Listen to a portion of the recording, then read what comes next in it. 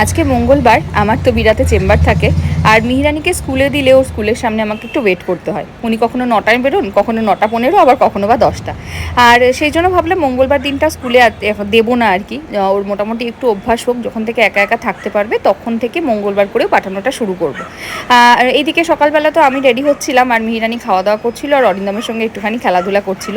জানলা থেকে দাঁড়িয়ে নিজেকে বলছে আমি হনুমান, এইসব উল্টোপাল্টা যাই হোক বলছিল। আর অরিন্দম আজ সকালবেলা বেরিয়ে গেছিলো অফিসে, আমিও রেডি হয়ে নিয়েছি, বেরিয়ে যাব চেম্বারে। আজকে দিনটা সারাদিন মিহিরানি প্রায় একা একাই থাকে। পিসি চলে আসবে একটু পরেই, মিতাদি আর পিসি দুজনে মিলে ওকে দেখবে। আর আমি আবার চেম্বার থেকে এসে তারপর ওর সঙ্গে খেলাধুলা করব। আজকে বাইরে প্রচণ্ড গরম ছিল, তোমরা যারা বাইরে বেরিয়েছো জানি আমারও অবস্থাটা ওরকমই হয়েছিল তোমাদেরই মতো।